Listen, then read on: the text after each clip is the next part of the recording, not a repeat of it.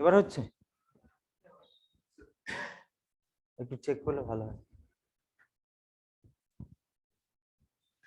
তাহলে যে bond, covalent bonding breaking দুই রকমের হয়, একটা হচ্ছে হোমোলাইটিক বন্ড ব্রেকিং আর একটা হচ্ছে হেটারোলাইটিক বন্ড ব্রেকিং। ঠিক আছে, বন্ড কখন তৈরি হয়, একটা কোভ্যালেন্ট বন্ড কখন স্টার্ট হয়, হচ্ছে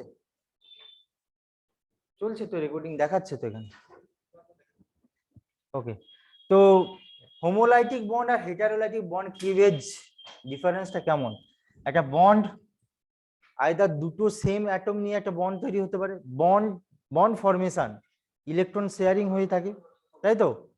তোমরা আগেও পড়েছো বন্ডিং তৈরি হয় সব অক্টেট রুল ফিল আপ করার জন্য। তো যখন একটা বন্ডিং যদি দুটো ডিফারেন্ট অ্যাটমের মধ্যে বন্ডিং হয়ে থাকে তখন হেটারোলাইটিক বন্ড ব্রেকিং হয়, বন্ড ফিশন হয়, তাই তো? তো এই যখন দুটো ডিফারেন্ট অ্যাটম থাকবে আর যখন দুটো সেম অ্যাটম থাকবে তখন হোমোলাইটিক বন্ড ফিশন হবে। যখন দুটো সেম অ্যাটম থাকবে H2 O2 Cl2, যখন দুটো সেম অ্যাটম নিয়ে যে বন্ডটা থাকে তখন যে বন্ডগুলো ভাঙে তখন হোমোলাইটিক ফিশনে ব্রেক হয়। আর হেটারোলাইটিক বন্ড ফিশনে কেমন বন্ড ব্রেকিং হয়, যে বন্ডগুলোর মধ্যে দুটো ডিফারেন্ট অ্যাটম থাকে, এদের মধ্যে ইলেকট্রোনেগেটিভিটি ডিফারেন্স থাকবে। ঠিক আছে, দুটো অ্যাটমের মধ্যে ইলেকট্রোনেগেটিভিটি ডিফারেন্স থাকবে। এই বন্ড ব্রেকিং হয়ে আমরা দুটো পসিবল প্রোডাক্ট পেতে পারি। যদি বি এর ইলেকট্রোনেগেটিভিটি বেশি হয় তাহলে সে বন্ডিং এ ইলেকট্রনটা টেনে নেবে নিচের দিকে। বন্ডিং এ যে দুটো ইলেকট্রন আছে, একটা বন্ডিং এ দুটো ইলেকট্রন থাকে, এর একটা ইলেকট্রন, এর একটা ইলেকট্রন, যদি দুটো ইলেকট্রনই সে যদি টেনে নেয়, বি যদি মোর ইলেকট্রোনেগেটিভ দেন এ অ্যাটম, তখন বন্ড ফরমেশন ব্রেকিংটা কেমন হবে, এ প্লাস আর বি মাইনাস এরকম সেট তৈরি হবে। যদি যদি এ অ্যাটমের ইলেকট্রোনেগেটিভিটি বি এর থেকে বেশি হয়, ইলেকট্রোনেগেটিভিটি মানে কি, বন্ডিং ইলেকট্রন পেয়ার গুলো নিজের দিকে উইথড্র করে নেওয়া, তাই তো? বন্ডিং ইলেকট্রন পেয়ার গুলো নিজের দিকে উইথড্র করে নেওয়া। তো এ যদি মোর ইলেকট্রোনেগেটিভ দেন এ অ্যাটম হয় তাহলে সে বন্ডিং এ এর ইলেকট্রনটাও নিজের দিকে উইথড্র করে নেবে, বন্ডিং এর এই ইলেকট্রনটাও নিজের দিকে উইথড্র করে নেবে, তখন কি ফর্ম করবে, এ মাইনাস বি প্লাস তৈরি হবে, আয়নিক স্পিসিস তৈরি হয়, ক্যাটায়ন আর অ্যানায়ন তৈরি হয়। যেগুলো পজিটিভ চার্জ স্পিসিস সেগুলোকে বলা হয় ক্যাটায়ন, যেগুলো নেগেটিভ চার্জ স্পিসিস সেগুলোকে বলা হয় অ্যানায়ন, তাই তো? হোমোলাইটিক ফিশনের মাধ্যমে বন্ড ব্রেকিং হয়ে ক্যাটায়ন আর অ্যানায়ন তৈরি হবে। কখন অ্যানায়ন তৈরি হবে, কোন অ্যাটমটা অ্যানায়ন তৈরি করবে, যার ইলেকট্রোনেগেটিভিটি বেশি হবে। যেমন যেমন ধর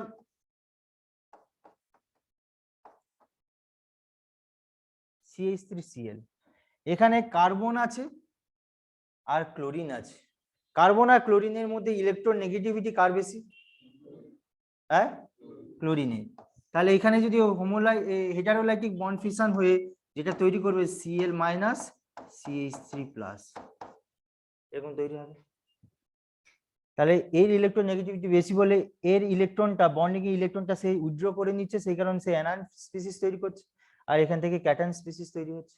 তো ক্যাটায়ন অ্যানায়নের ডিসোসিয়েশন হচ্ছে, মানে ক্যাটায়ন অ্যানায়ন ফর্ম হচ্ছে হেটারোলাইটিক ফিশনের মাধ্যমে।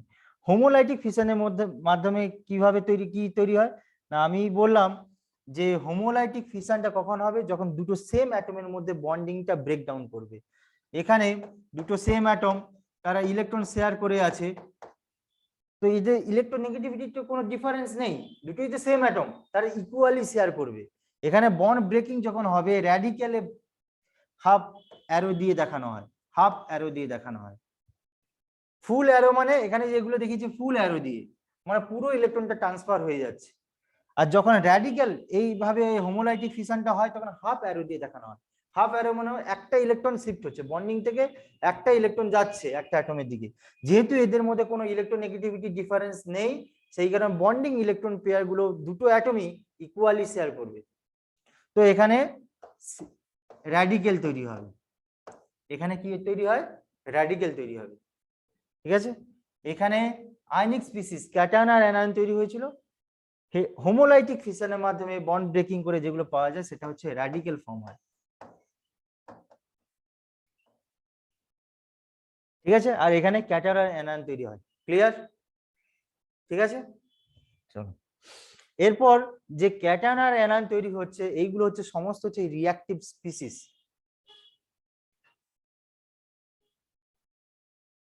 এখান থেকে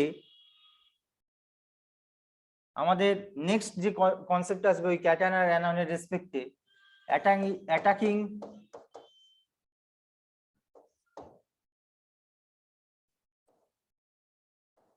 অ্যাটাকিং রিএজেন্ট।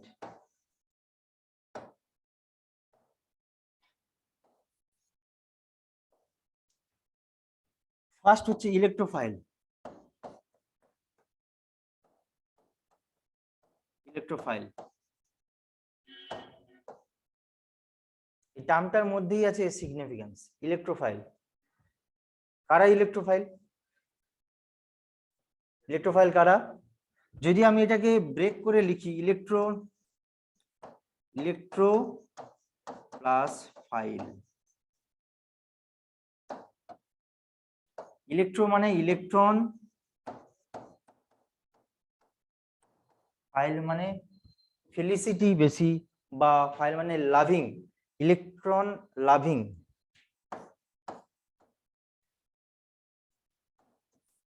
ইলেকট্রনের চার্জ কি? Negative charge. ইলেকট্রনের চার্জ নেগেটিভ চার্জ। তাহলে নেগেটিভ চার্জ স্পিসিসের প্রতি কার অ্যাট্রাকশন থাকবে?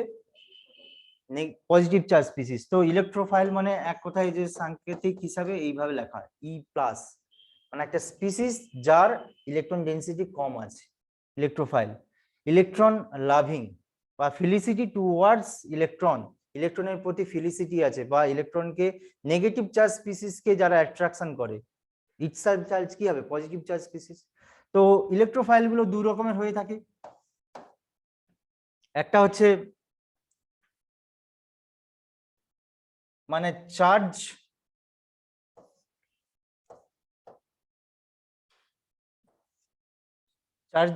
চার্জ যুক্ত ইলেকট্রোফাইল, আর একটা হচ্ছে নিউট্রাল।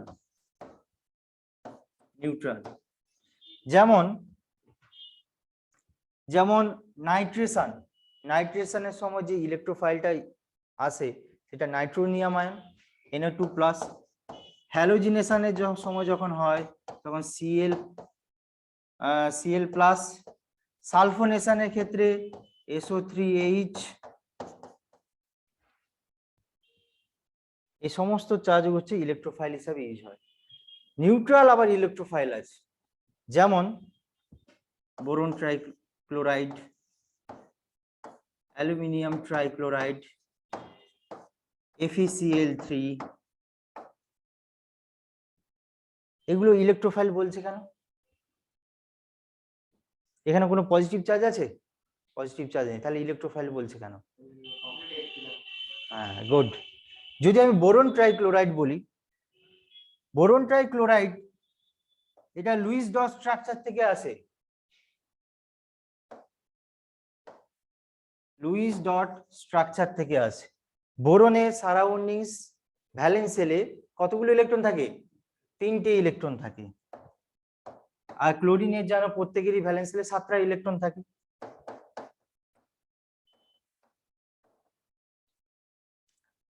দুই, 3, 5, 6, 7।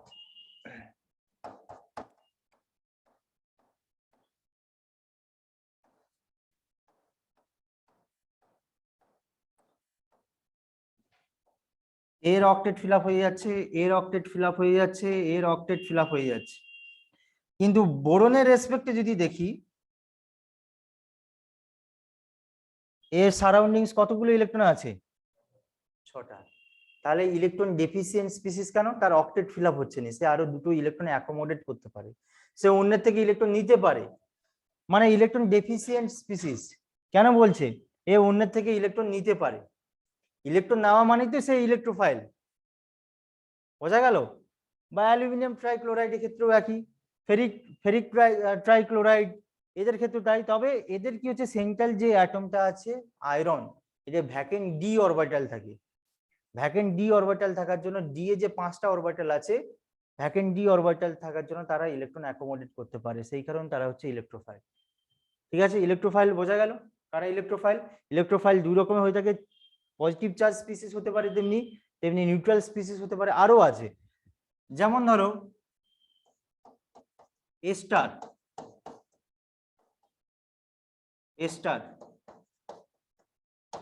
এটা হচ্ছে এ স্টার, CO2R। তারপর ধরো অ্যামাইড,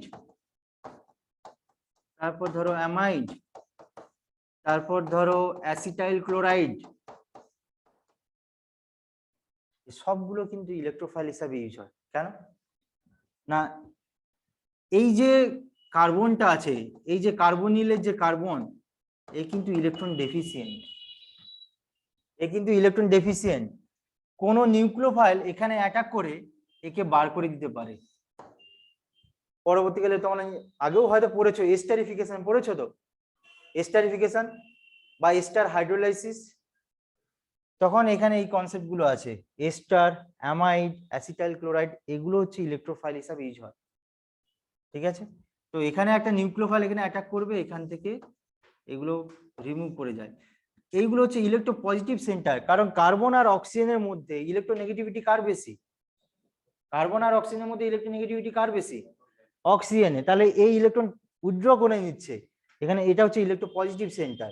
এখানেও অক্সিজেন আছে, তো এই অক্সিজেনটাও ইলেকট্রন উইথড্র করে নিচ্ছে, এই অক্সিজেনটাও ইলেকট্রন উইথড্র করে নিচ্ছে, ফলে এই সেন্টারগুলো হচ্ছে ইলেকট্রন ডেফিসিয়েন্ট স্পিসিস। এর সারাউন্ডিংস এখানে পজিটিভ চার্জ তৈরি হয়ে আছে। এই কার্বনের রেসপেক্টে এখানে অক্সিজেন মোর ইলেকট্রোনেগেটিভ, এটা মোর ইলেকট্রোনেগেটিভ, দুটোই ইলেকট্রন নেগেটিভ কার্বনের রেসপেক্টে, তারা ইলেকট্রন টেনে নিচ্ছে, সেই জন্য এই সেন্টারগুলো হচ্ছে ইলেকট্রো পজিটিভ সেন্টার। বোঝা গেল? তো এখানে বাইরে থেকে কোনো যার ইলেকট্রন বেশি আছে সে এখানে অ্যাটাক করে এগুলোকে বার করে দিতে পারে। এখানে নিউক্লিওফাইল অ্যাটাক করবে, পজিটিভ চার্জ স্পিসিস, সেই কারণে এটাও হচ্ছে ইলেকট্রোফাইল। তবে পজিটিভ চার্জ ইলেকট্রোফাইল যেগুলো তৈরি হয়, চার্জ স্পিসিস তৈরি হয়, তেমনি নিউট্রালও তৈরি হয়। Boron trichloride, aluminium trichloride, ferric trichloride, এগুলো হচ্ছে ইলেকট্রন ডেফিসিয়েন্ট রিএজেন্ট। বোঝা গেছে ইলেকট্রোফাইলটা? এরপরে আমরা নিউক্লিওফাইলটা দেখব। নিউক্লিওফাইল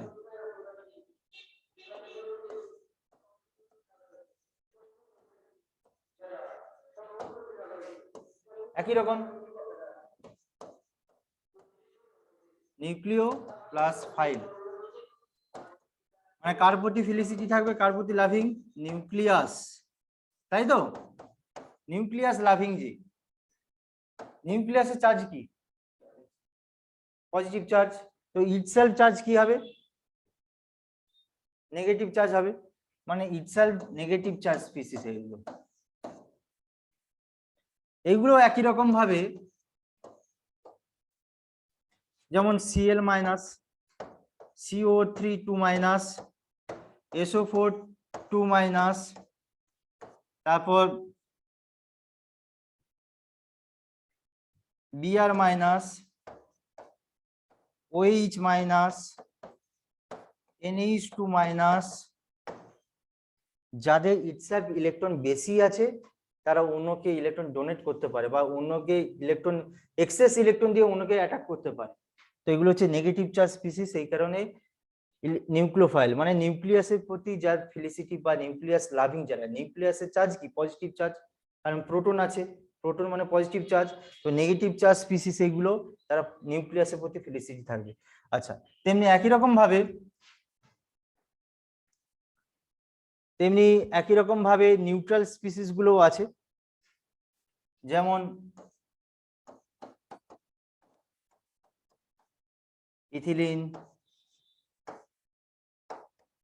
বেনজিন, পাই বন্ডিং ইলেকট্রন ক্লাউড গুলো আছে, বা ট্রিপল বন্ডেড কম্পাউন্ড গুলো,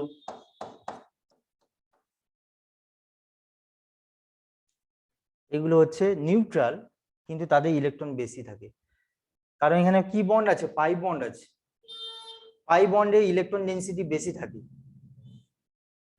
ঠিক আছে, বোঝা গেছে?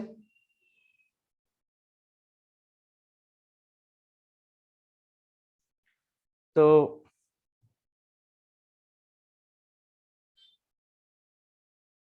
এরপরে আমাদের ইলেকট্রোফাইল হলো, নিউক্লিওফাইল হলো। এরপরে আমরা যেটা দেখব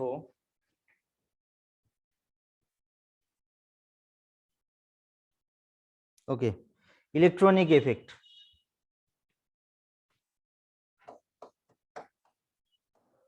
ইলেকট্রনিক এফেক্ট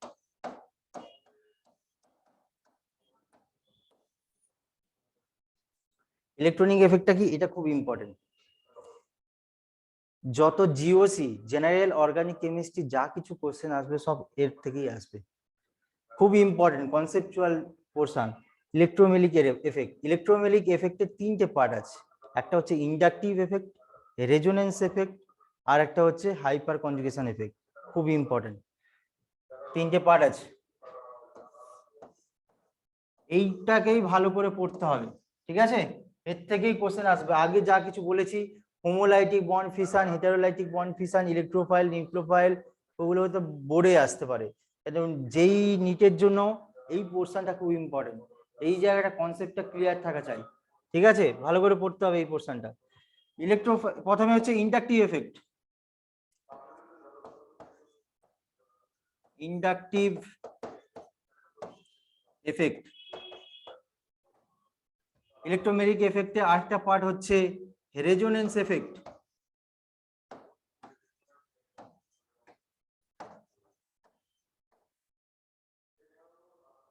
और mesomeric effect.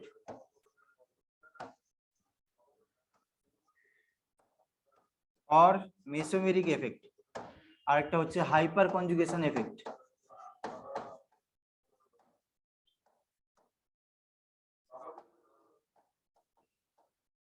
Hyper conjugation effect, এই তিনটার মধ্যে সবথেকে বেশি যে দুটো ইম্পর্টেন্ট সেটা হচ্ছে ইন্ডাকটিভ এফেক্ট আর resonance effect.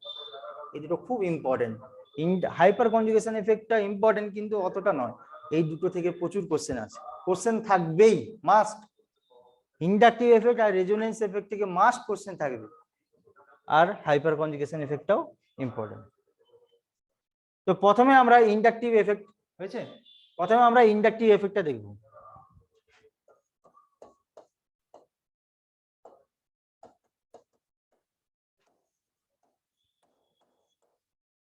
Inductive effect, inductive effect আবার দু রকমের, একটা হচ্ছে ইলেকট্রন ডোনেটিং। আচ্ছা, ইন্ডাকটিভ এফেক্টটা অ্যারাইজ করে কিভাবে না, sigma bonding effect. Sigma bonding effect, electron transfer হয় থ্রু সিগমা বন্ড বা কোভ্যালেন্ট বন্ড, ইলেকট্রন শিফট হয় থ্রু সিগমা বন্ড, ঠিক আছে? এখানে যে অ্যাটমটা বা যে গ্রুপটা থাকবে তার নেচারের উপরে এটাকে দুভাগে ভাগ করা হয়েছে। এখানে যে এই কার্বন চেনের সাথে যে এক্স, এক্স মানে যে শুধু হ্যালোজেন তা নয়, আমি ইন জেনারেল যদি বলি, এই এক্স এর উপর ডিপেন্ড করছে দুটো পার্ট। একটা হচ্ছে ইলেকট্রন, কিছু কিছু গ্রুপ যারা ইলেকট্রন ডোনেট করবে, আবার কিছু কিছু গ্রুপ ইলেকট্রন উইথড্র করবে। তো এখান থেকে দুটো পার্ট আছে, সেটা হচ্ছে plus I effect, plus I effect, আর এটা হচ্ছে minus I effect. Plus I effect, minus I effect. Plus I effect কি, যে সমস্ত গ্রুপ ইলেকট্রন ডোনেট করে থ্রু সিগমা বন্ড, যারা ইলেকট্রন ডোনেট করে,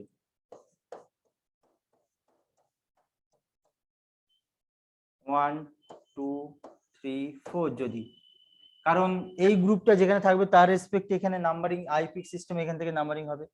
প্লাস আই এফেক্ট মানে এরা ইলেকট্রন ডোনেট করবে, এই সেট ডেল্টা প্লাস, এই delta minus, delta double minus যদি ধরি, delta triple minus. Inductive effect হচ্ছে ইলেকট্রন ডোনেটিং এফেক্ট। কিছু কিছু গ্রুপ যারা রিং এর কার্বন চেনে ইলেকট্রন ডেনসিটি বাড়ায়, সেরকম গ্রুপ অনেক আছে। যেমন ইলেকট্রন ডোনেটিং এফেক্টের মধ্যে যে সমস্ত গ্রুপগুলো আছে এগুলো একটু মনে রাখতে হবে, এগুলো একটু মনে রাখতে হবে।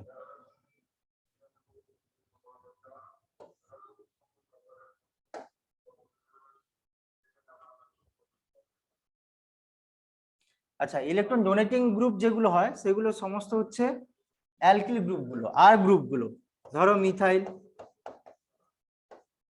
ইথাইল, প্রোপাইল, বিউটাইল,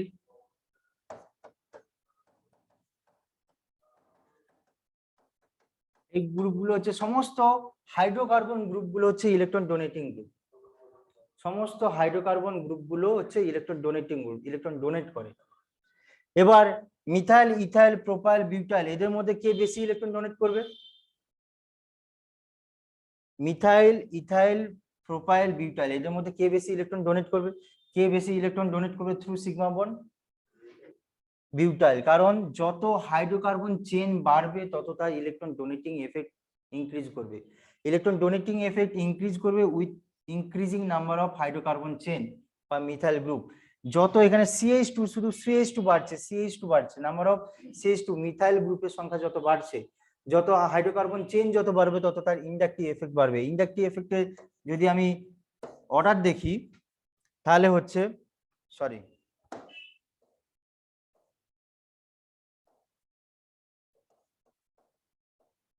যদি অর্ডার দেখি তাহলে এই অর্ডারে আছে, প্রথমে বিউটেন, তারপর প্রোপেন, তারপর ইথেন, তারপর মিথাইল। ঠিক আছে। যদি ব্রাঞ্চিং হয়, যদি যদি ব্রাঞ্চিং হয়,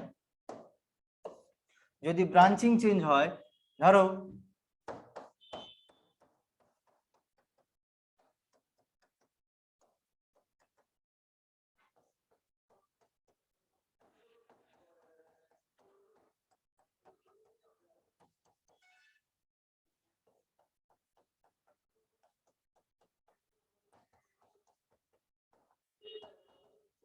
প্রত্যেকটা হচ্ছে number of carbon atom, number of hydrogen atom প্রত্যেকটারই সেম, শুধু এখানে একটা করে ব্রাঞ্চিং বাড়ছে। এটা হচ্ছে এন বিউটেন, এটা আইসোবিউটেন, এটা হচ্ছে টারসারি বিউটেন। ঠিক আছে, এটা এন বিউটেন, এটা হচ্ছে আইসোবিউটেন, এটা টারসারি বিউটাইল গ্রুপ। তো এখানে জাস্ট একটা করে ব্রাঞ্চিং বাড়ছে, কিন্তু এখানে number of carbon atom, number of hydrogen atom প্রত্যেকটার ক্ষেত্রেই সেম। ঠিক আছে, তো এদের ক্ষেত্রে কার ইলেকট্রন ডোনেটিং এফেক্ট বেশি হবে? এখান থেকে একটা ইলেকট্রন, এখান থেকে মিথাইল গ্রুপ ইলেকট্রন ডোনেট করছে, এখান থেকে ডোনেট করছে, এখান থেকে ডোনেট করছে, তাহলে তো তিনটে মিথাইল গ্রুপ ডোনেট করছে। তাহলে এখানে এখানে এই কার্বনে একটা মিথাইল ডোনেট করছে, এখানে একটা মিথাইল ডোনেট করছে, তাহলে দুটো। এখানে একটাই, কোনো ব্রাঞ্চিং নেই। যত ব্রাঞ্চিং থাকবে তত ইলেকট্রন ডোনেটিং এফেক্ট তত বাড়বে। ঠিক আছে, তো ইলেকট্রন ডোনেটিং এবিলিটি রেসপেক্টে যদি দেখা যায় তাহলে এই অর্ডারে থাকবে। যদি স্ট্রেট চেন বরাবর যদি দেখি তাহলে যত নাম্বার অফ স্ট্রেট চেন বরাবর হাইড্রোকার্বন চেন যত বাড়বে, যত CH2 গ্রুপের সংখ্যা যত বাড়বে তত তার ইলেকট্রন ডোনেটিং এফেক্ট তত বেশি হবে। আর যদি ব্রাঞ্চিং এর রেসপেক্টে দেখি, যত ব্রাঞ্চিং হবে তত তার ইলেকট্রন ডোনেটিং এফেক্ট তত বেশি হবে। ঠিক আছে। আচ্ছা, ইলেকট্রন ডোনেটিং এফেক্টের মাধ্যমে তাহলে এই রিং এর ইলেকট্রন ডেনসিটি বেড়ে যাচ্ছে। এই ইলেকট্রন ডোন, এই এক্স মানে কি? এক্স মানে এই গ্রুপগুলো, যে কোনো গ্রুপ থাকবে, এক্স মানে এই গ্রুপগুলো। এখানে সেন্টারে এই পার্টটাই হচ্ছে আমি এইগুলো বলছি। এখানে যদি বিভিন্ন ধরনের যদি সাবস্টিটিউয়েন্ট থাকে তখন ইলেকট্রন ডোনেটিং এফেক্ট কার বেশি হবে। ঠিক আছে, তো এটা হচ্ছে ইলেকট্রন ডোনেটিং এফেক্টের রেসপেক্টে সাজানো হয়েছে। এই ইলেকট্রন ডোনেটিং এফেক্টের মাধ্যমে এখানে ইলেকট্রন ডেনসিটি বেড়ে যাচ্ছে। তো এই প্লাস আই এফেক্টের মাধ্যমে অনেক কিছু এক্সপ্লেন করা যায়। এরপরে এর অ্যাপ্লিকেশনটা দেখব। অ্যাসিডিটি এক্সপ্লেন করা যায়, বেসিসিটি এক্সপ্লেন করা যায়। ঠিক আছে, একই রকম ভাবে মাইনাস আই এফেক্টটা কি হবে? মাইনাস আই এফেক্টটা হচ্ছে electron withdrawing effect. Plus I এফেক্টটা কি বলেছিলাম? Electron donating effect. Minus I এফেক্টটা কি? Electron withdrawing effect. কোন কোন গ্রুপগুলো এই মাইনাস আই এফেক্ট শো করে সেটা দেখতে হবে। যারা ইলেকট্রন টেনে নেয় সেই সময় সেই রকম কিছু গ্রুপ আমি এখানে লিখে দিচ্ছি, সেগুলো একটু মনে রাখতে হবে। ধরো OR2+, NR3 plus NH3 plus NO2 SO3H CN COOH halogen OH এবং আরো আছে, আর না জানলেও হবে। তো এই সমস্ত গ্রুপগুলো ইলেকট্রন উইথড্রয়িং করে নেয়। যে সমস্ত গ্রুপগুলো ইলেকট্রন উইথড্র করে নেয় তার ইলেকট্রন উইথড্রয়িং এবিলিটি অনুযায়ী কিছুটা অ্যারেঞ্জ করা হয়েছে। এই অ্যারেঞ্জটা মনে রাখা দরকার নেই, শুধু গ্রুপগুলো মনে রাখতে হবে। এই শুধু গ্রুপগুলো মনে রাখতে হবে যে কোন কোন গ্রুপগুলো ইলেকট্রন উইথড্রয়িং করে, কোন কোন গ্রুপগুলো ইলেকট্রন ডোনেটিং করে, শুধু এইটুকু মনে রাখলেই হবে। এই ইন্ডাকটিভ এফেক্টের দিয়ে অ্যাসিডিটি বেসিসিটি সব এক্সপ্লেন করা যাবে।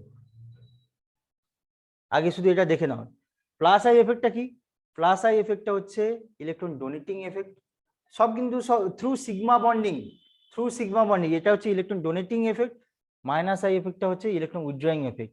কোন কোন গ্রুপগুলো ইলেকট্রন ডোনেটিং এফেক্ট শো করে? না সমস্ত হাইড্রোকার্বন পার্টগুলো, methyl, ethyl, propyl, isobutyl, tertiary butyl, সমস্ত হাইড্রোকার্বন পার্টগুলো শুধুমাত্র ইলেকট্রন ডোনেট করে। এবার এই হাইড্রোকার্বনের মধ্যে স্ট্রেট চেন বরাবর কি ধরনের হাইড্রোকার্বন গুলো বেশি ইলেকট্রন ডোনেট করবে সেইটা কম্পারিজন করা হয়েছে। যদি শুধু স্ট্রেট চেন বরাবর দেখা যায়, স্ট্রেট চেনে যত কার্বন চেন যত বাড়বে ততটার ইলেকট্রন ডোনেটিং এফেক্ট তত বাড়বে। আর যত ব্রাঞ্চিং সিস্টেম যদি হয়, যত ব্রাঞ্চিং হবে তার ইলেকট্রন ডোনেটিং এফেক্ট তত বাড়বে। কারণ এখানে নাম্বার অফ মিথাইল গ্রুপ যত বাড়ছে তত ইলেকট্রন ডোনেটিং এবিলিটি তত বাড়ছে এই সাইডে। ঠিক আছে। আর মাইনাস আই এফেক্টটা কি? Electron withdrawing effect. এখানে বিভিন্ন এই সমস্ত গ্রুপগুলো ইলেকট্রন উইথড্রয়িং মানে ইলেকট্রন উইথড্র করে নেয় সিস্টেম থেকে। মানে এটা হচ্ছে এইরকমই সিস্টেম।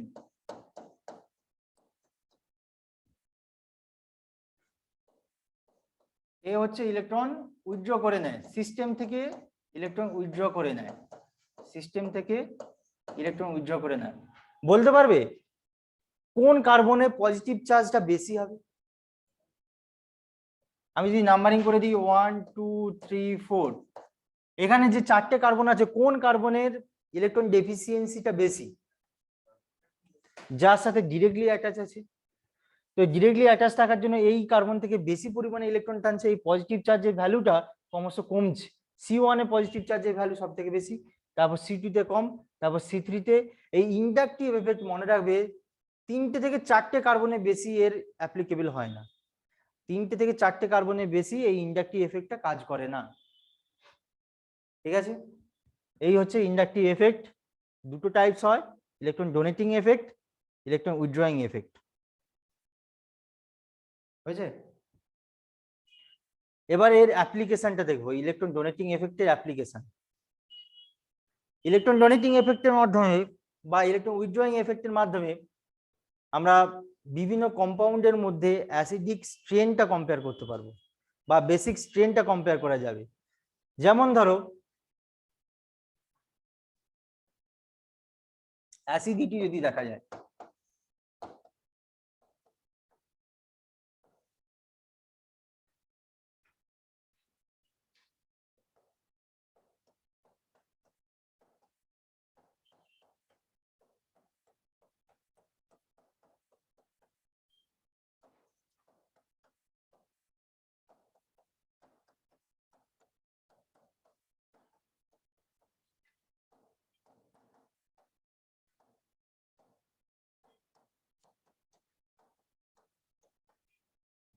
নাম বলতে পারবে?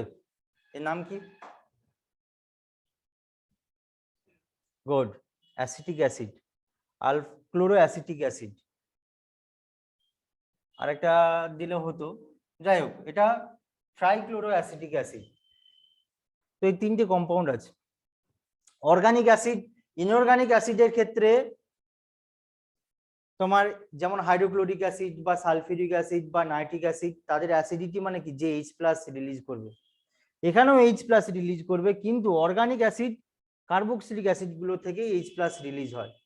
তো এখানে অ্যাসিটিক অ্যাসিড আছে, এটা chloro acetic acid, trichloro acetic acid. তো এই তিনটে কম্পাউন্ডের মধ্যে অ্যাসিডিক স্ট্রেংথ কার বেশি হবে কার কম হবে? কার বেশি হবে কার কম হবে এবং কেন? ট্রাইক্লোরো বেশি হবে কেন? গুড। আমি বললাম অ্যাসিডিক মানে কি, যে H প্লাস রিলিজ করবে।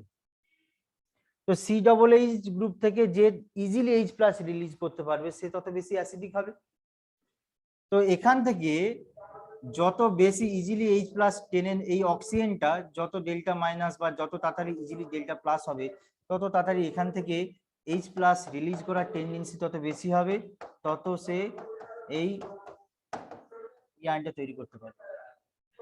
এখন কে বেশি এই বন্ডিং থেকে ইলেকট্রনটা টেনে নেবে সেটা ডিপেন্ড করছে এখানে কি ধরনের সাবস্টিটিউয়েন্ট আছে। এখানে হাইড্রোজেন আছে, এখানে একটা ক্লোরিন আছে, এখানে এখানে তিনটে ক্লোরিন অ্যাটম আছে। ক্লোরিন অ্যাটম বা হ্যালোজেন অ্যাটমে ইলেকট্রন ডোনেটিং এফেক্ট থাকে না ইলেকট্রন উইথড্রয়িং এফেক্ট থাকে? হ্যালোজেন অ্যাটম গুলো ইলেকট্রন ডোনেটিং এফেক্ট থাকে না ইলেকট্রন উইথড্রয়িং এফেক্ট থাকে? একটু আগে আমি দেখালাম হ্যালোজেন এফেক্ট, হ্যালোজেন গ্রুপগুলোর ইলেকট্রন ডোনেটিং এক্স মানে হ্যালোজেন, ঠিক আছে, এক্স মানে হ্যালোজেন, ক্লোরিন ব্রোমিন আয়োডিন। তো এখানে ইলেকট্রন ডোনেটিং এফেক্ট থাকে না ইলেকট্রন উইথড্রয়িং এফেক্ট থাকে? ইলেকট্রন উইথড্রয়িং এফেক্ট থাকে। তাহলে এখানে তিনটে ক্লোরিন অ্যাটম আছে, তিনটে ক্লোরিন অ্যাটম এই সিগমা বন্ডিং এর থ্রু ইলেকট্রন উইথড্র করে নিচ্ছে, ইলেকট্রন উইথড্র করে নিচ্ছে। তাহলে এই বন্ডটা ইজিলি ব্রেক করবে। এখানে একটা ক্লোরিন অ্যাটম আছে, এই ইলেকট্রন উইথড্রয়িং এবিলিটি কম, এখানে তিনটে যতটা পরিমাণে টানবে এখানে একটা ক্লোরিন অ্যাটম তো অতটা পরিমাণ টানতে পারবে না, সেই কারণে এই একটা ইন্ডাকটিভ এফেক্ট আছে। আর এর তো তাই নেই, এখানে তিনটা হাইড্রোজেন অ্যাটম আছে, হাইড্রোজেন অ্যাটমের তো ইলেকট্রন ডোনেটিং এফেক্ট একটু বেশি, ইলেকট্রন উইথড্রয়িং এফেক্ট বা নিউট্রাল ধরে নিতে পারো, হাইড্রোজেনটা হচ্ছে নিউট্রাল। হ্যাঁ, তার রেসপেক্টেই কম্পেয়ার করা হয় কে ইলেকট্রন ডোনেট করবে কে ইলেকট্রন উইথড্র করবে। তাহলে অ্যাসিডিক স্ট্রেংথ কার বেশি হবে, কার কি অর্ডারে হবে, কোন দিকটা বেশি হবে? এটা অ্যাসিডিক অ্যাসিড না এটা? ওকে, বোঝা গেছে। With increasing number of electron withdrawing inductive groups increases the acidic strength. যত ইলেকট্রন উইথড্রয়িং যত গ্রুপস থাকবে তত তার অ্যাসিডিক স্ট্রেংথ তত বাড়বে, ঠিক আছে।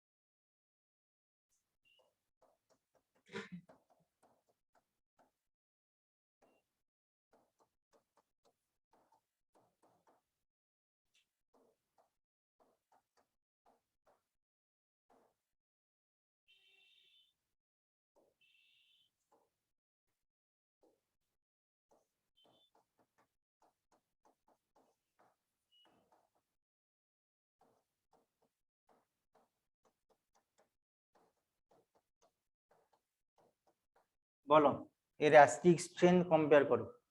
তিনটে কম্পাউন্ড দেওয়া আছে, তিনটে কম্পাউন্ডের মধ্যে অ্যাসিডিক স্ট্রেংথ কার বেশি হবে কার কম হবে? এটা কেন? এখানে COOH গ্রুপের রেসপেক্টে হচ্ছে এটা হচ্ছে আলফা কার্বন, এটা হচ্ছে বিটা কার্বন, এটা হচ্ছে গামা কার্বন। তো এখানে যে ইলেকট্রন উইথড্রয়িং যে গ্রুপটা আছে সে কোন পজিশনে আছে? আলফা। COOH গ্রুপে একদম নিয়ারেস্ট কার্বনে আছে। এই কম্পাউন্ডের ক্ষেত্রে বিটা কার্বনে ইলেকট্রন উইথড্রয়িং গ্রুপটা আছে আর এখানে গামাতে আছে। তাহলে ডিস্টেন্স বাড়ছে, এও ইলেকট্রন উইথড্রয়িং করছে ঠিকই, কিন্তু এই যে এখান থেকে যত না তাড়াতাড়ি H প্লাস ইলেকট্রন উইথড্রয়িং যত তাড়াতাড়ি ইজিলি পোলারাইজড হবে তত তাড়াতাড়ি H প্লাস সে ছাড়তে পারবে। ইলেকট্রন উইথড্রয়িং এবিলিটিটা আমি বলেছি বা ইন্ডাকটিভ এফেক্ট সবসময় তিনটে থেকে চারটে কার্বনের বেশি হয়ই না। যত ডিস্টেন্স বাড়ছে এখানে COOH গ্রুপে নিয়ারেস্ট পজিশনে হ্যালোজেন গ্রুপটা আছে, এখানে তার সেন্টারটা বাড়ছে আরো বেড়ে যাচ্ছে, ফলে electron withdrawing inductive effect decreases with increasing distance. Electron withdrawing inductive effect decreases with increasing distance, বোঝা গেছে? তাহলে এর অ্যাসিডিক স্ট্রেংথ কার বেশি হবে কার কম হবে? কার বেশি হবে? বোঝা গেছে? এই হচ্ছে অ্যাসিডিক স্ট্রেংথ ইন্ডাকটিভ এফেক্টের থ্রু দিয়ে।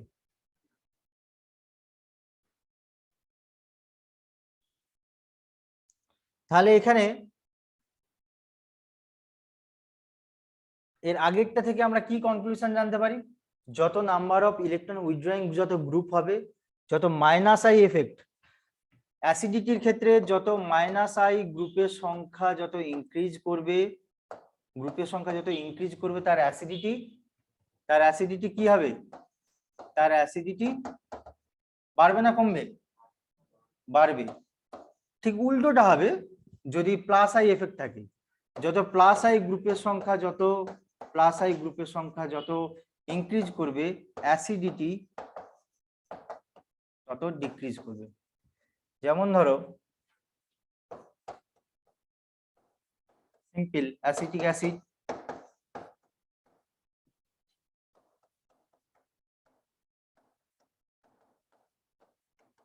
প্রোপানোয়িক অ্যাসিড,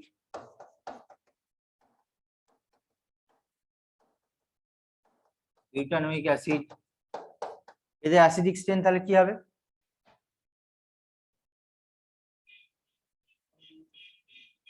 এদের অ্যাসিডিক স্ট্রেন্থ কি হবে?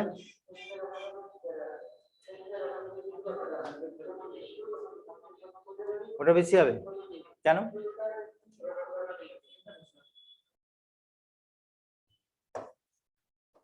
আমি কি বলেছি ভালো করে শুনতে হবে। প্লাস আই গ্রুপের সংখ্যা বা inductive effect, electron donating inductive effect যত বাড়বে, অ্যাসিডিটি কি বাড়বে না কমবে? কমবে। এখানে কি আছে, এখানে কি আছে, আর এখানে কি আছে? কার ইলেকট্রন ডোনেটিং এবিলিটি বেশি? আগে প্রথমে দেখিয়েছিলাম যে যত স্ট্রেট চেন যত বাড়বে, যত স্ট্রেট চেন যত বাড়বে, এই যে এখানেই আছে, যত স্ট্রেট চেন যত বাড়বে তার ইলেকট্রন ডোনেটিং এবিলিটি বাড়বে। তো তাহলে এখানে সেটাই তো আছে, সেটাই আছে। এখানে একটা মিথাইল গ্রুপ আছে, এখানে ইথাইল গ্রুপ আছে, কার্বন চেন বেড়ে গেল, এখানে প্রোপাইল গ্রুপ আছে। তাহলে এই ইলেকট্রন ডোনেটিং এবিলিটি বেশি, প্লাস আই এফেক্ট বেশি, তাহলে তার অ্যাসিডিটি কমিয়ে যাবে। সেই ইলেকট্রন ডোনেট করছে বেশি করে, ইলেকট্রন ডোনেট করছে, ফলে এই বন্ডটা ইলেকট্রন এ অক্সিজেনটা যত ইলেকট্রন টেনে নেবে তত তো তাড়াতাড়ি এইচ প্লাস ছাড়বে। কিন্তু এই যদি ইলেকট্রন ডোনেট করে তাহলে তো এইচ প্লাস ছাড়তে তার প্রবলেম হবে। সেই কারণে এর অ্যাসিডিটি সব থেকে কম।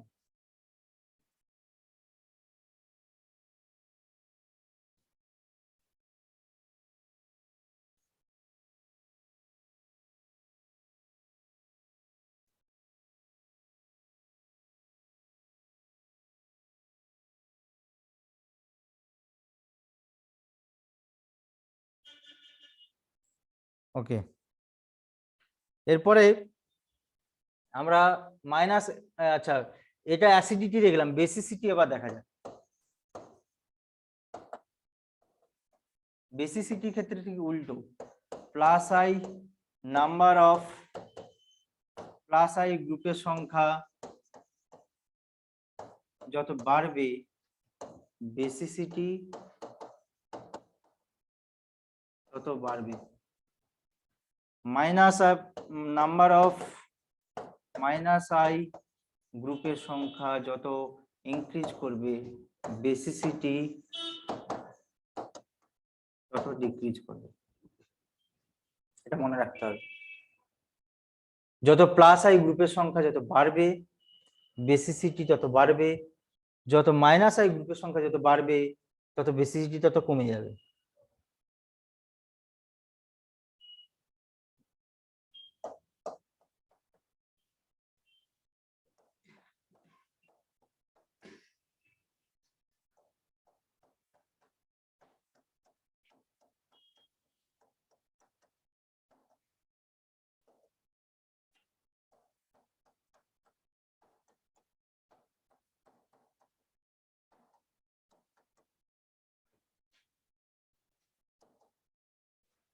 এগুলো হচ্ছে অ্যামিন বা সাবস্টিটিউটেড অ্যামিন, ঠিক আছে।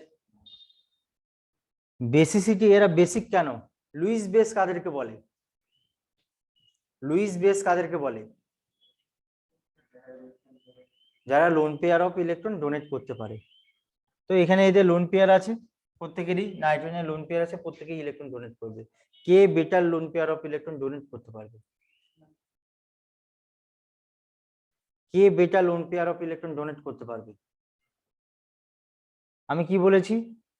যত প্লাস আই গ্রুপের সংখ্যা যত বাড়বে, বেসিসিটি তত বাড়বে, ইলেকট্রন ডোনেটিং এবিলিটি তত বাড়বে। তো এখানে এখানে তুমি দেখো,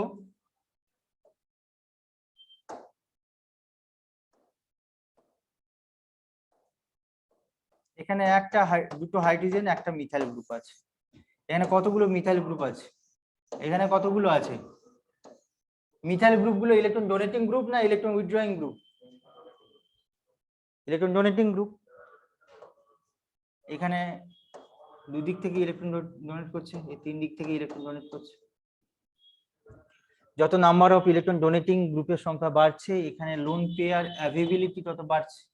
যত ইলেকট্রন ডোনেটিং গ্রুপের সংখ্যা যত বাড়ছে, লোন পেয়ার অ্যাভেবিলিটি বাড়ছে, লোন ইলেকট্রন ডেনসিটি বাড়ছে, সে তত ইজিলি অন্যকে ডোনেট করতে পারবে, ঠিক আছে। এর বেসিসিটি বেশি হবে, তাহলে বেসিসিটি কার বেশি হবে? এই অর্ডারটা হবে। যত নাম্বার অফ ইলেকট্রন ডোনেটিং গ্রুপের সংখ্যা যত বাড়ছে, তার বেসিসিটি তত বেশি আছে, ঠিক আছে।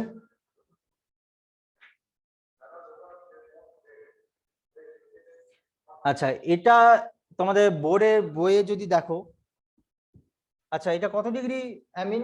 প্রাইমারি, সেকেন্ডারি না টারশিয়ারি? প্রাইমারি। কেন? একটা কার্বনের সাথে অ্যাটাচ আছে, এটা প্রাইমারি, এটা সেকেন্ডারি, এটা টারশিয়ারি। তো primary amine, secondary amine, tertiary অ্যামিনে বেসিসিটি টারশিয়ারি অ্যামিনে বেশি হয়, কারণ তার ইলেকট্রন ডোনেটিং এফেক্ট বেশি থাকে, এটা গ্যাসিয়াস সিস্টেমের ক্ষেত্রে। অ্যাকুয়াস ফেজে আবার তার কনসেপ্ট একটু আলাদা হয়। অ্যাকুয়াস ফেজ, সলভেন্ট ফেজে এটা হচ্ছে গ্যাসিয়াস ফেজে। ইন জেনারেলি যদি সলভেন্ট বা গ্যাস যদি কিছু না বলে দেয়, তখন ইন্ডাকটিভ এফেক্ট দিয়েই শুধু এক্সপ্লেন করতে হবে, ঠিক আছে। কিন্তু যদি পার্টিকুলারলি বলে দেয় যে সলভেন্ট সিস্টেম বা অ্যাকুয়াস সিস্টেম, তখন এক্সপ্লেনেশনটা অন্যভাবে করতে হবে। তখন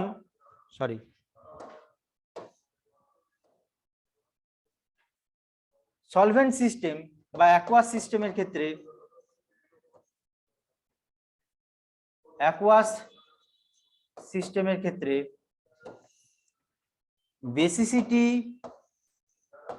basicity can be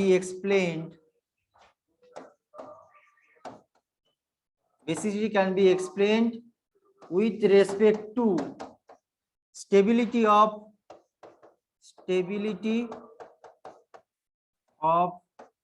conjugate acid.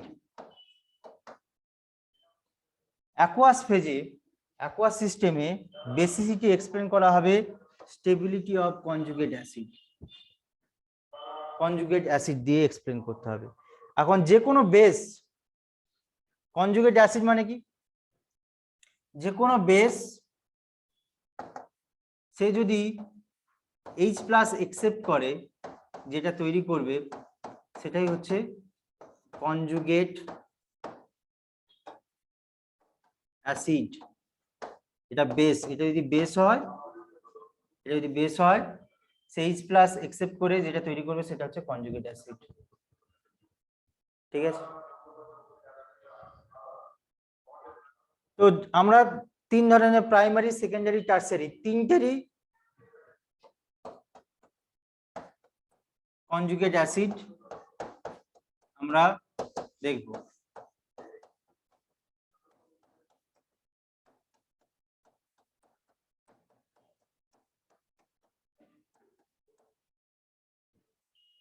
এটা হচ্ছে conjugate acid of primary amine, secondary amine,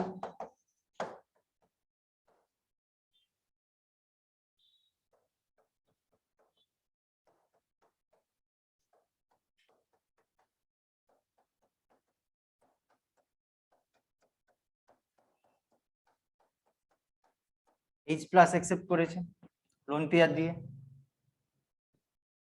ঠিক আছে, টারসারি অ্যামিন।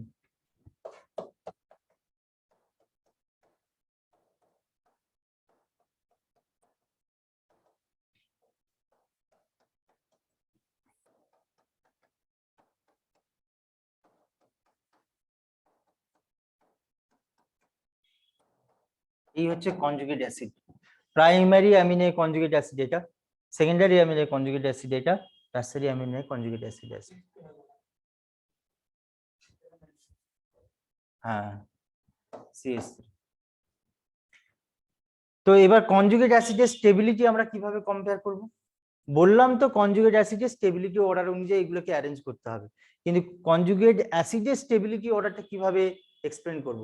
এটা কোন সিস্টেম বলেছিলাম? একমাত্র কোন সিস্টেমের ক্ষেত্রে? অ্যাকোয়াস সিস্টেমের ক্ষেত্রে। অ্যাকোয়াস সিস্টেমে হাইড্রোজেন বন্ডিং কনসেপ্ট হয়, ঠিক আছে? তো যতগুলো এখানে হাইড্রোজেন বন্ডিং করতে পারবে কনজুগেট অ্যাসিড গুলো, যত greater number of hydrogen bonding করতে পারবে সেই সমস্ত কনজুগেট অ্যাসিড গুলো তত বেশি স্টেবল হবে এবং তাদের করসপন্ডিং বেসটা তত বেশি বেসিক হবে। আরেকবার বলছি, stability of conjugate acid depends করে অ্যাকোয়াস সিস্টেমের ক্ষেত্রে হাইড্রোজেন বন্ডিং এর উপর। যে কনজুগেট অ্যাসিডটা যত বেশি নাম্বার অফ হাইড্রোজেন বন্ডিং করতে পারবে সে তত বেশি স্টেবল হবে, আর সে যত বেশি স্টেবল হবে এটা তত বেশি বেসিক হবে। এখানে হাইড্রোজেন বন্ডিং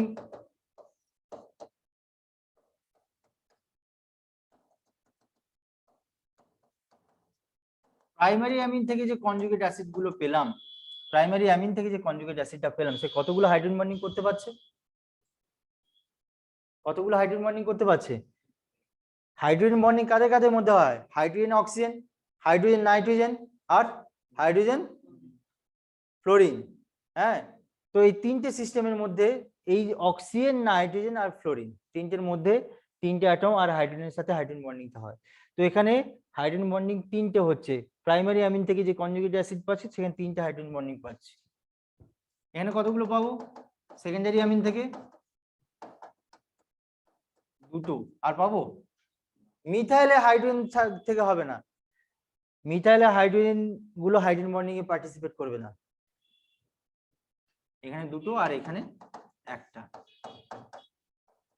তাহলে কনজুগেট অ্যাসিডের স্টেবিলিটি কার বেশি হবে? এখানে তিনটে হাইড্রোজেন বন্ডিং করছে, এর দুটো এ একটা, তাহলে কনজুগেট অ্যাসিডের স্টেবিলিটি এর সব থেকে বেশি। আর এটা হবে কনজুগেট, মানে এর বেসিসিটি তত বেশি হবে অ্যাকোয়াস সিস্টেমের ক্ষেত্রে। তাহলে অ্যাকোয়াস সিস্টেমের ক্ষেত্রে আমরা যদি কনজুগেট অ্যাসিডের স্টেবিলিটি দিয়ে এক্সপ্লেন করি তাহলে দেখা যাচ্ছে প্রাইমারি অ্যামিনের বেসিসিটি বেশি দেন সেকেন্ডারি দেন টারসারি। কিন্তু গ্যাসিয়াস সিস্টেমের ক্ষেত্রে কি ছিল? গ্যাসিয়াস সিস্টেমের ক্ষেত্রে কি ছিল? গ্যাসিয়াস সিস্টেমের ক্ষেত্রে ঠিক উল্টোটা ছিল, টারসারি বেশি ছিল দেন সেকেন্ডারি দেন প্রাইমারি, তাই তো? এখানে শুধু ইন্ডাকটিভ এফেক্ট ছিল।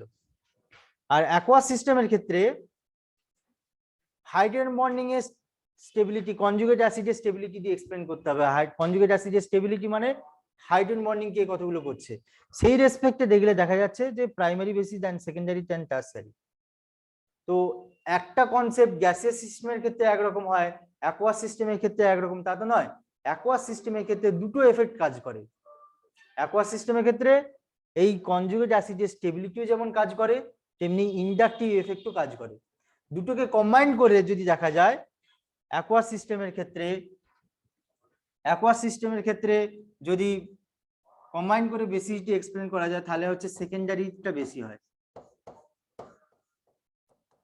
দেন প্রাইমারি দেন টারসারি।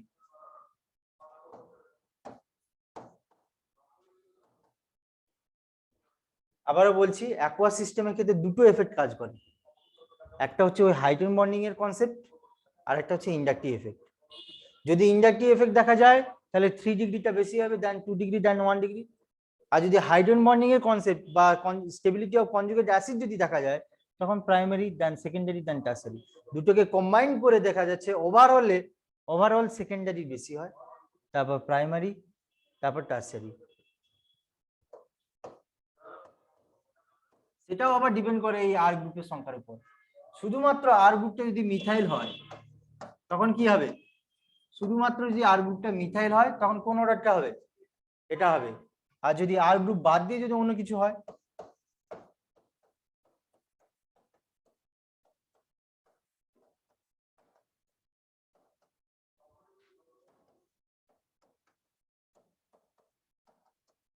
other than মিথাইল গ্রুপ,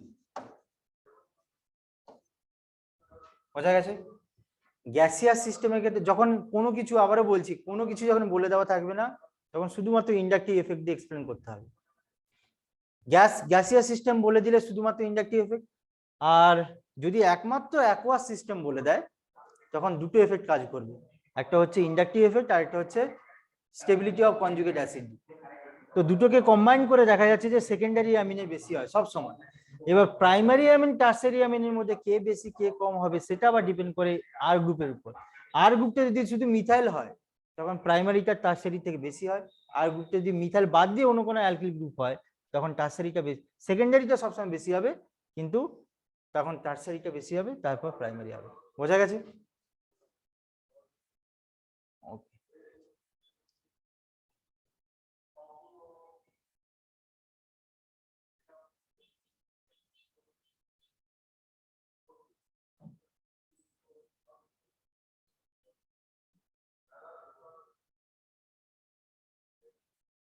ঠিক আছে, হয়েছে? কিছু কোশ্চেন বলছি, করো দেখি।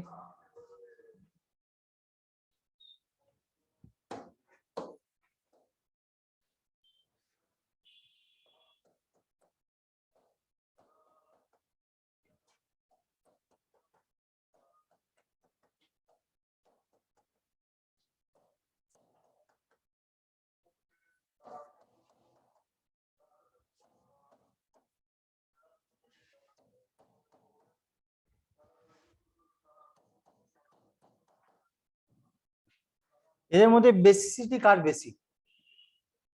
এদের মধ্যে বেসিসিটি কার বেশি?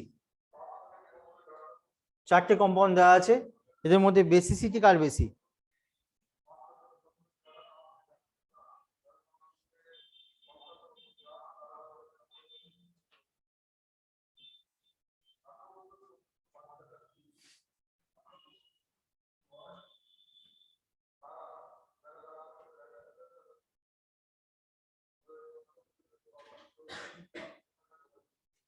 কি হবে? শিওর? কেন?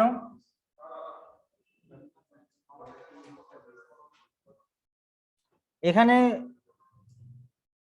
একটা মিথাইল গ্রুপ আছে, এই দুটোর মধ্যে কে বেশি হবে? আমি যদি অ্যারেঞ্জ করতে বলি A B C D,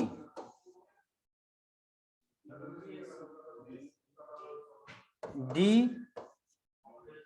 B A C, good. Next next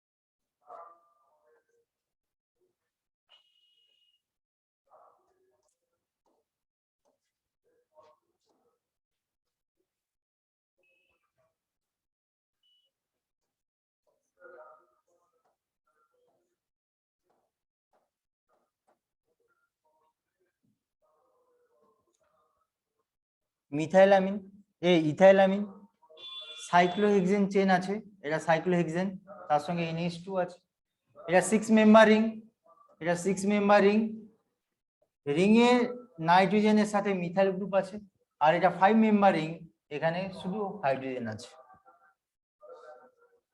তো এদের বেসিসিটি অর্ডার অনুযায়ী তাহলে কি হবে?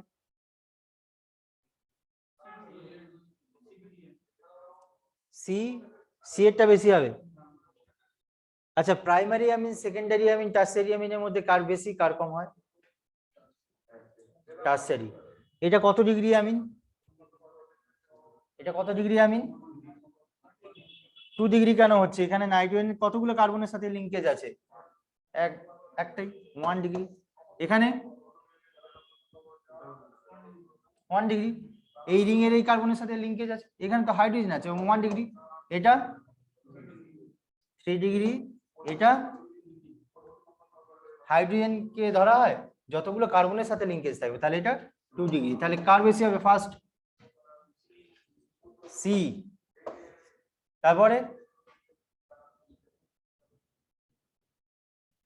তারপরে সেকেন্ডারি। টারসিয়ারির পর কে আসে? Secondary, D. তারপরে এই দুটোর মধ্যে কি হবে?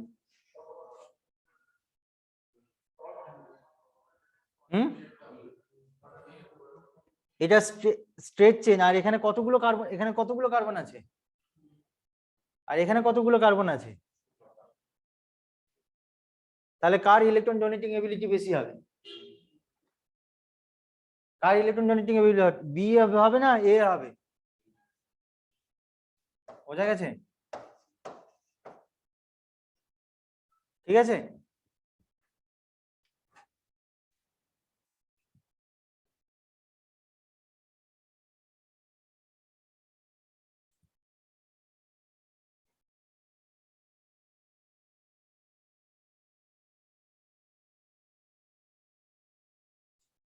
তাহলে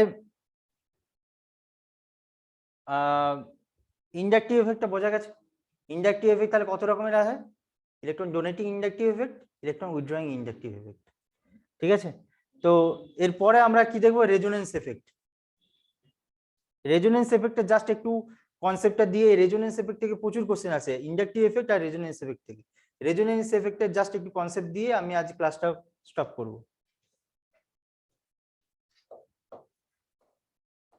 রেজোনেন্স এফেক্ট।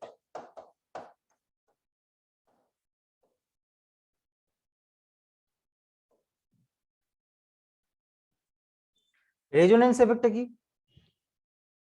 জাস্ট একটা ইলেকট্রনিক চার্জ অল্টারনেটিভ পজিশনে যত থাকবে তত সে কনজুগেশন করতে পারবে। পাই বন্ডে ইলেকট্রন ক্লাউড গুলো ক্রমশ কনজুগেশন করবে। এটা হচ্ছে রেজোনেন্স এফেক্ট। নেগেটিভ চার্জ গুলো অল্টারনেটিভ পজিশনে যদি পাই বন্ড গুলো থাকে তখন সে কনজুগেশন করতে পারে। ঠিক আছে।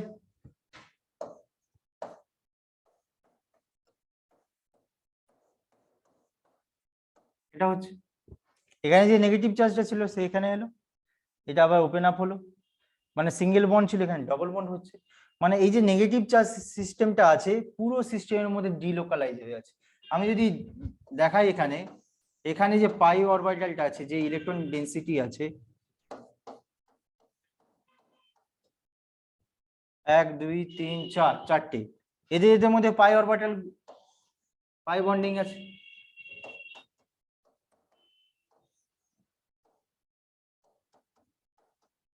এদের মধ্যে পাই বন্ডিং আছে। তাহলে এই নেগেটিভ চার্জ স্পিসিসটা পুরো সিস্টেমের মধ্যে ডিলোকালাইজ হয়ে থাকবে, প্রত্যেকটা কার্বনের মধ্যে এইভাবে ডিলোকালাইজ হয়ে যাবে। আরো এইভাবে রেজোনেটিং স্ট্রাকচার অনেকগুলো, পসিবলি রেজোনেটিং স্ট্রাকচার অনেকগুলো পাওয়া যায়, এইভাবে আমরা করে দেখতে পারি। এরকম রেজোনেটিং স্ট্রাকচার আমরা পাবো সি মাইনাস, এটা আবার এটাও হতে পারে সি মাইনাস। ঠিক আছে, এভাবে রেজোনেটিং স্ট্রাকচার তৈরি করবো। যত নাম্বার অফ রেজোনেটিং স্ট্রাকচার যত বেশি হবে সেই সিস্টেমে স্টেবিলিটি যত বেশি হবে। With increasing number of resonating structure stability of the anions, both anions and cations increases. এটা যেমন নেগেটিভ চার্জ দিয়ে দেখালাম, পজিটিভ চার্জের ক্ষেত্রেও এইভাবে রেজোনেন্স হয়। যেমন এটা নেগেটিভ চার্জের ক্ষেত্রে দেখালাম। পজিটিভ চার্জের ক্ষেত্রে এইভাবে রেজোনেন্স হয়। যেমন ধরো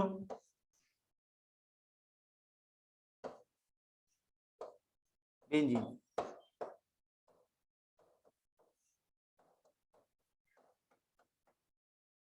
এই কার্বোক্যাটায়ন বা কার্বায়নের স্টেবিলিটি রেজোনেন্স এফেক্ট আর ইন্ডাকটিভ এফেক্ট দিয়ে এক্সপ্লেন করা যায়। হাইপার কনজুগেশনও হয়, কিন্তু সেটার থেকে রেজোনেন্স এফেক্টটা সব থেকে বেশি, মনে রাখবে রেজোনেন্স এফেক্টটা সব থেকে বেশি প্রমিনেন্ট, সব থেকে বেশি প্রায়োরিটি দেওয়া হয়। যার যত বেশি রেজোনেন্স স্ট্রাকচার হবে তার তত বেশি স্টেবিলিটি হবে। এটা খুব ভালো করে পড়তে হবে এই ইউনিটটা। রেজোনেন্স এফেক্টটাকে বেশি প্রায়োরিটি দেওয়া হয়, তারপর ইন্ডাকটিভ এফেক্ট, তারপরে লাস্টে হাইপার কনজুগেশন এফেক্ট। যত রেজোনেন্স স্ট্রাকচার যত পাওয়া যাবে, যত তার রেজোনেটিং স্ট্রাকচার যত পাওয়া যাবে, তত তার স্টেবিলিটি বেশি হবে। ঠিক আছে, এখানে এটা হচ্ছে বেঞ্জাইলিক পজিশনে কার্বোক্যাটায়ন, এখানে একটা ফিনাইল রিং আছে।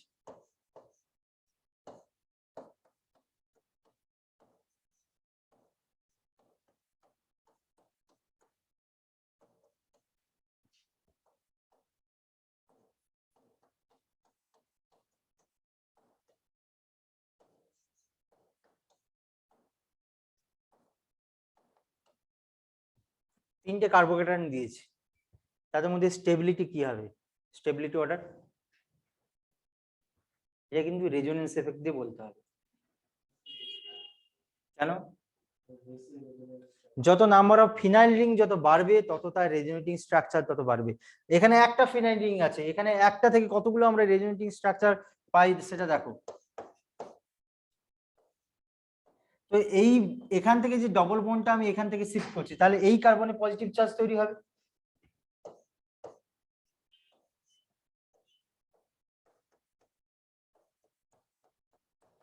এরপর কি হবে, এখান থেকে অল্টারনেটিভ পজিশনে ডবল বন্ড, অল্টারনেটিভ পজিশনে ডবল বন্ড, এটা এখানে আসবে।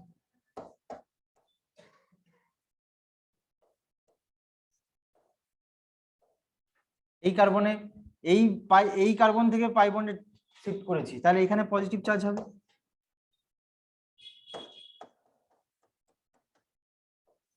এখানে আরেকটা হবে।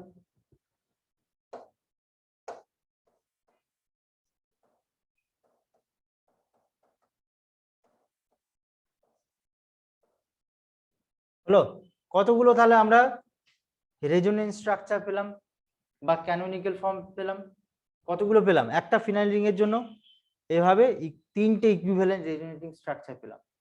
এই সিস্টেমে আর কোনো ফিনাইল রিং আছে? আর নেই। এই সিস্টেমে একটা বেঞ্জিন রিং এর জন্য বা ফিনাইল রিং এর জন্য আমরা এই একই রকম ভাবে তিনটে যেমন কার্বোক্যাটায়ন রেজোনেটিং স্ট্রাকচার পাবো, তেমনি আরেকটা ফিনাইল রিং এর জন্য সিমিলারলি আমরা তিনটে রেজোনেটিং স্ট্রাকচার পাবো। তাহলে এখানে নাম্বার অফ রেজোনেটিং স্ট্রাকচারের ক্ষেত্রে বেশি হবে। এখানে তিনটে ফিনাইল রিং আছে, তাহলে আরো বেশি হবে। যত নাম্বার অফ ফিনাইল রিং যত বেশি হবে, তত রেজোনেটিং স্ট্রাকচার তত বেশি হবে, তত কার্বোক্যাটায়নের স্টেবিলিটি বেশি হবে। কার্বোক্যাটায়নের স্টেবিলিটি ডিপেন্ড করে নাম্বার অফ রেজোনেটিং স্ট্রাকচারের উপর। যত নাম্বার অফ রেজোনেটিং স্ট্রাকচার যত বাড়বে, তত তার স্টেবিলিটি বাড়বে। তাহলে এখানে কার্বোক্যাটায়নের স্টেবিলিটি অর্ডার কি হবে, তাহলে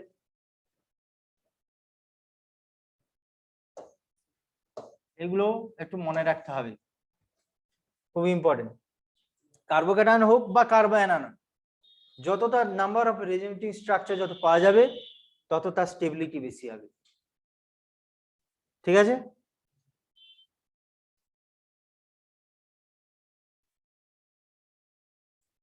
রেট অফ সলভোলিসিস বা রেট অফ হাইড্রোলিসিস সবকিছু ডিপেন্ড করে এই কার্বোক্যাটায়ন স্টেবিলিটির উপর। পরবর্তীকালে কোশ্চেন আমরা এরপরে রেজোনেন্স এফেক্ট আর হাইপার কনজুগেশন এফেক্টটা পড়ে নিয়ে আমরা বিভিন্ন প্রিভিয়াস ইয়ারে কোশ্চেন অ্যান্সার সলভ করব, সেখানে এই কনসেপ্টগুলোই আসবে। ঠিক আছে, রেট অফ সলভোলিসিস বিভিন্ন 2-3টে কম্পাউন্ড দিয়ে দেবে, 4টে কম্পাউন্ড দিয়ে দেবে, তাদের মধ্যে রেট অফ সলভোলিসিস অর্ডার অনুযায়ী সাজাও। বা 4টে কম্পাউন্ড দেওয়া আছে, তার মধ্যে কোন কম্পাউন্ডটা রেট অফ সলভোলিসিস বেশি হবে। রেট অফ সলভোলিসিস বা রেট অফ হাইড্রোলিসিস ডিপেন্ড করে কার্বোক্যাটায়ন স্টেবিলিটির উপর। কার্বোক্যাটায়ন স্টেবিলিটি ডিপেন্ড করে নাম্বার অফ রেজোনেটিং স্ট্রাকচারের উপর বা ইন্ডাকটিভ ইফেক্টের উপর। ঠিক আছে, ডিরেক্ট কম্পেয়ার মানে কার স্টেবিলিটি বেশি সেটা বলতে পারে, আবার কম্পাউন্ড যে বলে দিতে পারে যে রেট অফ সলভোলিসিস কি হবে বা হাইড্রোলিসিস কি হবে। তখন যে সমস্ত স্পিসিস গুলো সলভোলিসিস হওয়ার সময় কার্বোক্যাটায়নের থ্রু দিয়ে যায়, ওই কার্বোক্যাটায়ন গুলোর মধ্যে যে তৈরি হবে তার মধ্যে কে স্টেবিলিটি বেসিস, তখন এই রেজোনেটিং স্ট্রাকচারটা ফার্স্ট আসবে। রেজোনেটিং স্ট্রাকচার যদি না আসে তখন আমরা ইন্ডাকটিভ এফেক্ট দিয়ে বলবো, সেটা যদি না হয় তখন হাইপার কনজুগেশন দিয়ে বলবো। কিন্তু কনসেপ্ট এক্সপ্লেন করার ক্ষেত্রে যদি রেজোনেন্স এফেক্ট আসে তখন সেটাকে আগে লিখতে হবে বা আগে বলতে হবে। ঠিক আছে, বোঝা গেছে? ঠিক আছে।